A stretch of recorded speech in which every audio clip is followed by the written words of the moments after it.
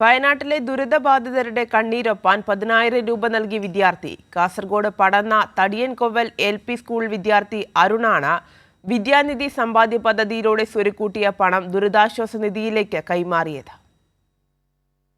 പടന്ന തടിയൻകൊവ്വൽ AUP സ്കൂളിൽ 4ാം class വിദ്യാർത്ഥിയാണ് അരുൺ. ചെറുപ്രായത്തിൽ തന്നെ അമ്മയെ നഷ്ടപ്പെട്ട അരുൺ അച്ഛൻ ബിജുവിനൊപ്പം വാടക വീട്ടിലാണ് കഴിയുന്നത്.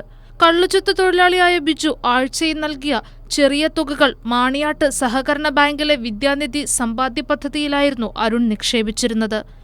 വയനാടിന്റെ ദുരന്ത ചിത്രങ്ങൾ കണ്ടതോടെ തന്റെ സമ്പാദ്യം മുഴുവൻ ദുരിതബാധിതരെ സഹായിക്കാനായി നൽകാൻ കുഞ്ഞുമനസ് തീരുമാനമെടുക്കുകയായിരുന്നു. ടിവിയിലെല്ലാം വാർത്ത എനിക്ക് അതിൽ ഫോട്ടോ കാണുമ്പോൾ എനിക്കെല്ലാം സങ്കടം വരുന്നുണ്ട്.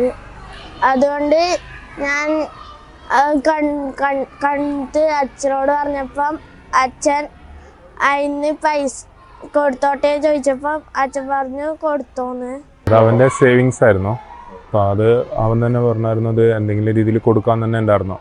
അപ്പോൾ അച്ഛയ്ക്കെല്ലാം മേടിച്ചിരുന്നില്ല, എന്നാൽ അത് ആയിക്കോട്ടെ എന്ന് പറഞ്ഞിട്ട് അങ്ങനെ അവനെ സേവിങ്സ് ഇന്ന് ഇതിലേക്ക് ആക്കിക്കോട്ടെ എന്ന് പറഞ്ഞാൽ അങ്ങനെ കൊടുത്തതാണ്. അവൻ്റെ ആഗ്രഹം തന്നെയായിരുന്നു.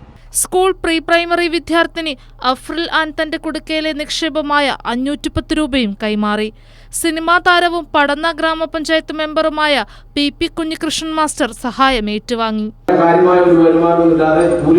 ജീവിക്കുന്ന ബിജുവിന്റെ മകൻ ഈ മുഖ്യമന്ത്രിയുടെ ദുരിതാശ്വാസ നിധിയിലേക്ക് വലിയൊരു തുക ആ മനസ്സിനാണ് ഇതിൽ നൽകുന്ന ഒരു സന്ദേശം എന്ന് പറയുന്നത് വളരെ വലുതാണ്. ദുരിതാശ്വാസ ക്യാമ്പിലേക്ക് പുത്തനുടുപ്പുകൾ കൈമാറിയ പ്രീ പ്രൈമറി വിദ്യാർത്ഥികളായ ധ്രുവ്, ധീരവ് എന്നിവരെ അനുമോദിച്ചു.